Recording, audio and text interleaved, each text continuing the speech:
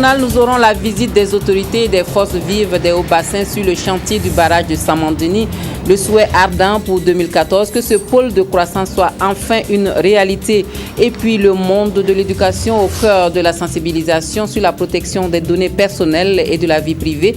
Il est la cible de la campagne d'éducation sur le numérique voulue par la Commission de l'informatique et des libertés à l'occasion de la journée internationale dédiée à cette cause. Et la Côte d'Ivoire sur une nouvelle voie de développement, la mine d'or d'Agbangou inaugurée avec des promesses d'un avenir plus radieux. Les populations y croient et les autorités applaudissent. Ce sont les titres donc qui seront développés pour vous dans cette édition de l'actualité.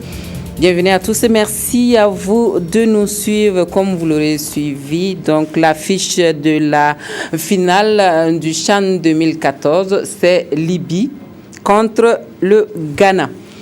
Retour sur la visite du Premier ministre à Bagré. Paul, le chef du gouvernement en marge de la deuxième session du comité de pilotage des pôles de croissance au Burkina Faso, a visité la représentation de Coris Bank International dans la zone partenaire de Bagré Pôle. L'institution financière qui se veut encore plus proche des producteurs a désormais une succursale qui pour mieux répondre à leurs attentes. Wendata Nathalie Kaoré a suivi la visite. L'agence Coris Bank International de Bagré représente un investissement de 200 millions de francs CFA. Cette institution financière n'a pas attendu d'être inaugurée ce 27 janvier avant d'accompagner les acteurs économiques et agricoles de Bagré. Déjà au titre de l'année 2013 et selon les responsables de cette banque, les crédits octroyés aux organisations paysannes se sont élevés à 1,493 milliard de francs CFA. Et pour l'année 2014, les prévisions de financement ne seront pas inférieures à 1 milliard. Le chef du gouvernement est allé traduire sa reconnaissance aux promoteurs de cette banque qui apporte un soutien important au secteur agricole à Bagré et dans d'autres localités du Burkina Faso. Je suis venu féliciter vraiment Coris Bank d'avoir donc accepté implanter une agence à Bagré Pôle. Vous savez, j'ai dit que c'était un pôle de croissance, ce qui veut dire nécessairement un besoin de financement. Besoin de financement pour les exploitants, besoin de financement pour la population qui est ici. Donc il fallait qu'une banque prenne le risque de venir s'installer ici. Coris Bank l'a fait, c'est une très bonne chose. Et déjà, bien avant même d'arriver ici, Coris Bank avait déjà financé pour près d'1,4 milliard de francs CFA pour soutenir des activités agricoles. Et cette année, ils pensent que les crédits qui vont être octroyés vont atteindre les 2 milliards. C'est une voie que Coris Bank indique aussi aux autres banques et je souhaite que celle-ci également emboîte ce pas parce que le secteur agricole, c'est l'économie. Les responsables de Coris Bank International disent être conscients des enjeux économiques que représente le secteur rural et les institutions de microfinance pour le développement du Burkina Faso. Ils promettent continuer dans cette dynamique et participer ainsi à la lutte contre la pauvreté et à la promotion de la sécurité alimentaire au Burkina. Les autorités régionales des Hauts-Bassins s'inquiètent de l'état d'avancement du chantier du barrage de Samandini. Le gouverneur et les forces vives sont allés aux nouvelles mardi dernier. Et le vœu pieux en ce début d'année est de voir ce pôle de croissance, espoir de développement durable pour la région et la nation entière être une réalité en 2014. Des vœux exprimés par les corps constitués au gouverneur à l'issue de la visite Moumouni Barou. Les premiers responsables de la région des Hauts-Bassins et les corps constitués sur le chantier du barrage de Samandini. L'objectif est de constater le visu, le niveau de réalisation des travaux. À cet effet, le gouverneur a pu discuter directement avec les acteurs du programme intégré de la vallée de Samandini, PEDIS, et l'entreprise en charge de la construction du barrage. Des échanges, il ressort que la mise en eau ne sera possible que l'année 2015 et non le mois de juin prochain. Le problème d'arrivage du matériel électromécanique qui va équiper la vidange de fond a pris du retard et donc cet ouvrage ne va pas être prêt avant la saison pluvieuse prochaine. Mais cette fois-ci, on en parle avec une quasi-certitude puisque tous les problèmes, que ce soit techniques ou de logistique, sont derrière nous. La présence des autorités à Samandini s'inscrit également dans le cadre de la présentation des vœux de corps constitués. Leur porte-parole, dans son intervention, a salué l'action du gouverneur dans la région, notamment ses nombreuses sorties qu'il a effectuées pour être plus près des producteurs ou encore ses appels incessants en faveur de la paix. Et le gouverneur de souligner que 2014 restera déterminante en termes de vision de planification prospective dans les domaines clés de l'économie. Cette visite de chantier, guidée par le représentant du coordonnateur du programme de développement intégré de la vallée de Samandéni, est édifiante à plus d'un titre et nous a permis de mesurer le travail remarquable dont le taux d'exécution est estimé à près de 54%. Selon le gouverneur, si le bilan de l'année 2013 est globalement positif, il souhaite que tous les acteurs déploient plus d'énergie pour réussir les paris du développement socio-économique de l'année en cours. En politique, le train de la mobilisation mis en branle par le Congrès pour la démocratie et le progrès à travers le pays est passé par le Kénédougou et à Orodara. Les militants et sympathisants ont eu droit au message de sérénité à eux adressé par les premiers responsables du parti au pouvoir. La délégation du bureau politique national a invité les tout nouveaux membres du bureau de la section provinciale du CDP à redoubler de vigilance et à garder le cap. Hahadi Sandamba. Face aux militants et sympathisants du Congrès pour la démocratie et le progrès CDP du Kénédougou, le chef de la délégation de l'état-major du parti traduit tout d'abord la reconnaissance du bureau politique national à l'égard de tous ceux qui ont contribué au rayonnement du CDP dans cette partie de Burkina Faso avant de venir à l'objet de la mission, échanger avec les militants sur la situation politique nationale d'une part et procéder à la présentation et à l'installation du bureau provincial ainsi que de ceux communaux du Kénédougou d'autre part. Nous sommes venus pour porter des informations à des camarades et nous avions compris que les camarades étaient déjà informés et qu'ils étaient déjà mobilisés et engagés à travailler, à faire en sorte que notre parti, le Congrès pour la démocratie et le progrès, rayonne dans la province du Kénédougou.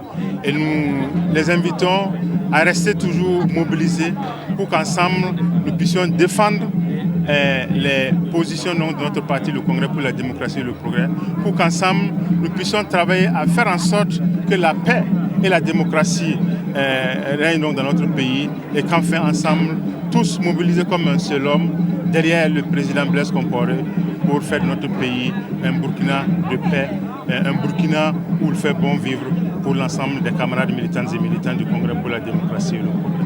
Et pour la nouvelle équipe dirigeante du CDP Kénédougou, il faut retrousser les manches pour répondre aux attentes du parti qui se résument au maintien de la cohésion sociale pour des lendemains meilleurs. À ce meeting, une mention spéciale a été faite aux membres du bureau sortant pour le travail abattu. Aussi ont-ils été sollicités pour accompagner le bureau entrant dans leurs tâches, celle de porter plus haut le flambeau du CDP. Le département de la promotion de la femme et du genre mobilise ses troupes pour ces deux rendez-vous phares de l'année que sont le Forum national des femmes et la journée du 8 mars. On sait déjà que c'est la cité du paysan noir qui accueille les deux événements cette année, deux célébrations en une sur une période de 3 jours. Les hommes et les femmes chargés de l'organisation de la manifestation ont été présentés au public. Mimouni Barou. La coordonnatrice nationale et les membres des 13 commissions d'organisation du 4e Forum national des femmes et de la Journée nationale de la femme ont été présentés au public. Ce sont donc ces hommes et femmes qui sont chargés de la bonne conduite de ces deux manifestations jumelées prévues pour se tenir du 5 au 8 mars prochain dans la cité du paysan noir. Le premier défi, c'est d'abord de restructurer la façon d'organiser ces deux événements pour en faire un seul événement. Le deuxième défi, c'est le défi du contenu, pour que vraiment ça soit une manifestation qui débouche sur des actions concrètes. L'autre défi, c'est au niveau de la mobilisation populaire, parce que Banfora étant assez loin des autres régions, nous comptons sur une mobilisation au niveau local pour vraiment faire participer les populations de la région des Cascades. Et si nous tablons sur un objectif de 2000, 3000 personnes en partant, ça pose en même temps le défi de l'accueil, de l'hébergement, de la restauration, la sécurité. Et ça pose surtout les défis de la participation active. Tout est mis en œuvre pour réussir l'événement et les forces vives de la région des Cascades sont invitées à s'impliquer fortement pour relever les défis. Une campagne d'éducation au numérique au profit des élèves des lycées et collèges et des acteurs de l'éducation en général. La Commission de l'informatique et des libertés a choisi de s'intéresser au monde de l'éducation pour sa sensibilisation sur la protection des données personnelles et de la vie privée. Une campagne spécifique lancée hier à l'occasion de la Journée internationale dédiée à cette cause. Nathalie Savadogo-Nabaloum. L'Internet, les téléphones portables, les réseaux sociaux, bref, la liste est longue. Ce sont autant d'outils qui offrent aujourd'hui des espaces d'expression aux élèves avec des retombées appréciables en termes d'éducation. Et pourtant, les risques des technologies de l'information et de la communication non perceptibles par ces milieux de jeunes ne sont pas négligeables. Pour minimiser ces risques, la Commission de l'informatique et des libertés va à la rencontre des élèves des lycées et collèges des villes de Ouagadougou, Bobo-Dioulasso, Wayuguia et Koudougou. Nous tendons par cette action de sensibilisation à les protéger surtout, à les amener à éviter tous les risques que couvre l'utilisation des TIC. Cette campagne de sensibilisation dénommée « Campagne d'éducation en numérique » est une tribune pour les élèves et leurs encadreurs de découvrir les différentes facettes négatives des TIC. Les réseaux sociaux, bien que ça apporte un plus au niveau de l'éducation et présente beaucoup de dangers, à la mesure où en exposant notre identité, ça peut nuire et à notre personnalité dans un futur proche ou éloigné. Les élèves sont vulnérables, les enfants de manière générale, et comme nous constatons que de plus en plus ils sont attirés par Internet et tout ce qui est moyen technologique, il faut les sensibiliser, il faut les éduquer pour qu'en les utilisant, ces enfants puissent savoir se protéger et protéger de manière générale la société. 2014 est pour la Commission de l'informatique et des libertés une année de tous les défis. L'institution nourrit l'ambition de réussir cette campagne de sensibilisation qui va sans doute permettre au public cible d'entreprendre des actions en faveur de la préservation de leur vie privée. La Cour de justice de l'Union économique et monétaire ouest-africaine à Ouagadougou accueille un nouveau greffier. Ce matin, Amidou Yamiogo, greffier adjoint, a prêté serment devant le président de la Cour de remplir ses fonctions en toute indépendance et impartialité et de façon digne et loyale. C'est ce que nous rapporte Kadi Sanogo. Conscience de ne rien divulguer des secrets dont j'ai eu connaissance. Amidou Yamiogo, qui a prêté serment ce matin devant la Cour, a été recruté le 12 septembre 2013 en qualité de fonctionnaire de l'UOMOA et nommé greffier adjoint de la Cour de justice. Titulaire d'une maîtrise en droit public et du diplôme de greffier obtenu à l'ENAM de Ouagadougou, il a travaillé comme greffier au tribunal de grande instance de Fadangourma et greffier en chef à Dori et à Ouagadougou. Il est désormais le collaborateur direct de tous les membres de la Cour de justice de l'UOMOA. Sa mission, c'est d'assister la Cour dans la mise en état des dossiers et dans les activités judiciaires et administratives. Le défi principal, c'est le défi de l'UOMOA, c'est la construction d'un espace d'intégration efficace et qui profite aux populations.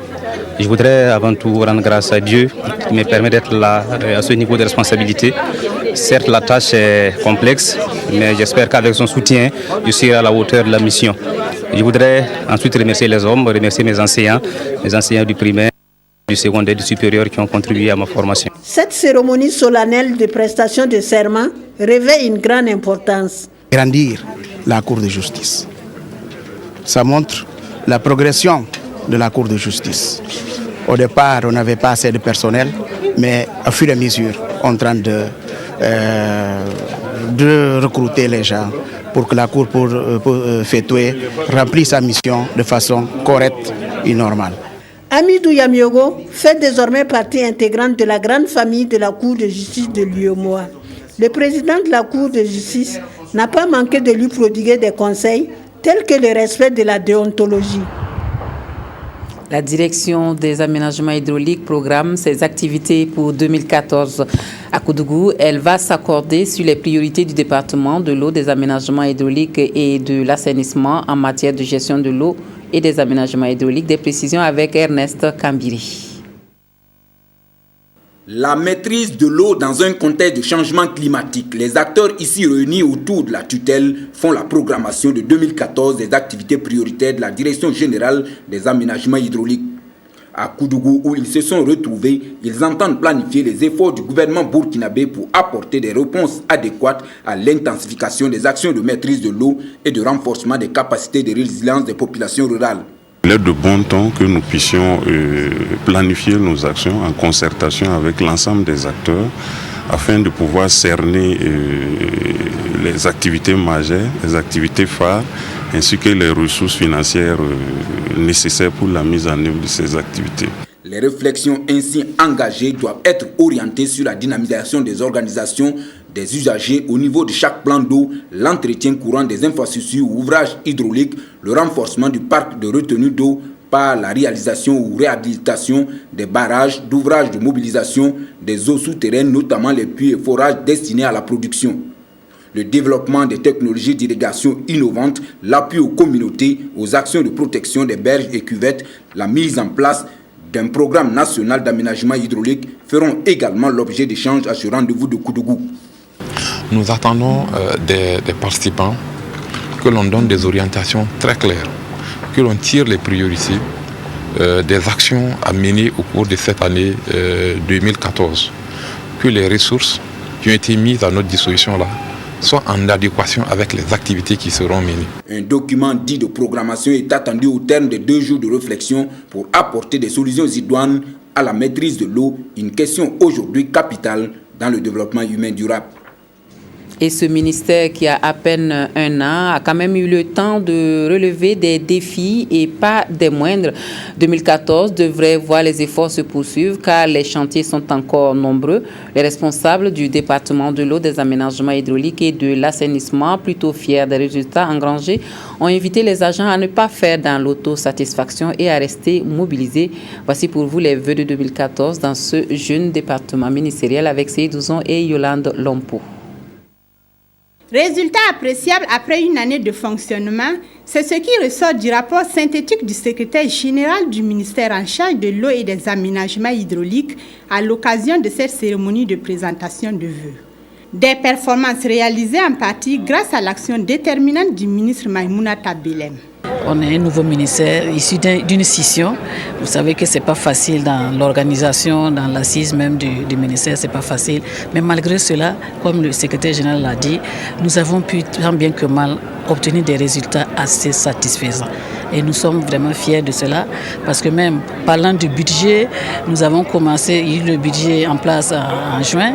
Et donc en 6 mois, on a pu en tout cas le consommer à 92-93%, ce qui est vraiment remarquable. Même si les résultats sont satisfaisants, ce jeune ministère connaît des insuffisances en termes de moyens financiers, humains et matériels qui entament son fonctionnement. Nous travaillons beaucoup avec les entreprises que nous demandons, nous sollicitons pour mettre en œuvre certaines infrastructures.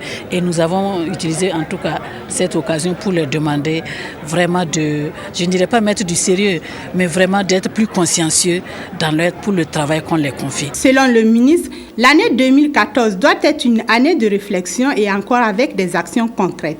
Des actions qui vont concerner la poursuite du processus de l'élaboration du budget programme, l'organisation soutenue des cadres de concertation et l'élaboration de la politique sectorielle de l'eau et de l'assainissement. Cette cérémonie a pris fin par une remise de cadeaux aux agents admis à la retraite. Un mot de religion dans ce journal. Les fidèles catholiques du diocèse de Fadane-Gourmand se sont retrouvés au sanctuaire Notre-Dame du Perpétuel Secours de Boudangou pour le pèlerinage diocésain dimanche dernier. Une marche pour une rencontre collective et individuelle avec Jésus par Marie pour renouveler aussi sa foi et rendre grâce à Dieu. Aimé Douamba. Venus de toutes les paroisses diocèses, les fidèles chrétiens catholiques ont afflué sur le site du sanctuaire Notre-Dame du Perpétuel Secours de Boudangou, situé à quelques kilomètres de Fadane-Gourmand. Un seul objectif, effectuer le pèlerinage diocésain tout en raffermissant leur foi. Au cours de son homélie, l'évêque du diocèse de Fada a rappelé aux fidèles que l'Eucharistie maintient et fortifie la vie chrétienne, aide la famille et garantit la grâce de Dieu, d'où le thème de cette année, enraciné en Jésus Eucharistie, famille chrétienne, soit témoin de l'amour de Dieu.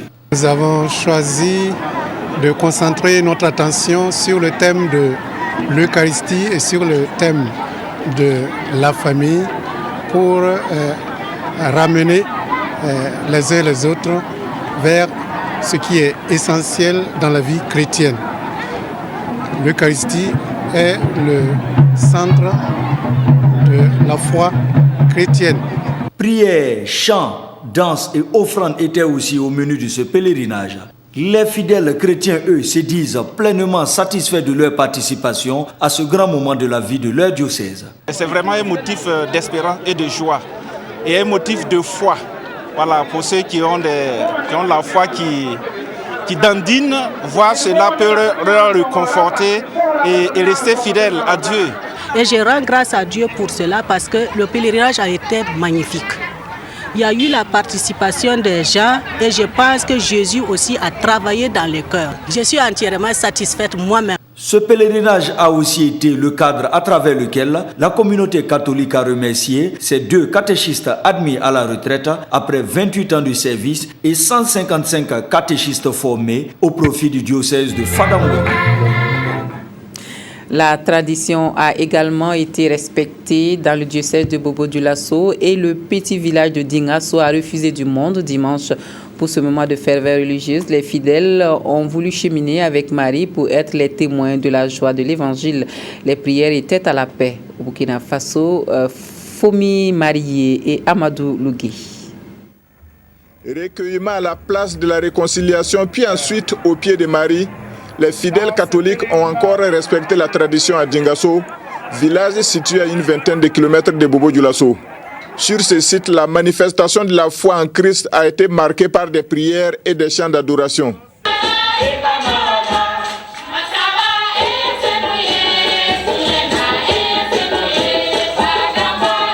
Pour les pèlerins, c'est le moment tant attendu pour se réconcilier avec eux-mêmes et avec le Seigneur Jésus. Je suis venu demander aussi pour qu'il y ait augmentation de la foi, puisque avec la foi, on peut tout faire comme Saint Paul l'a dit. Si nous avons la foi, nous pouvons même faire déplacer les montagnes.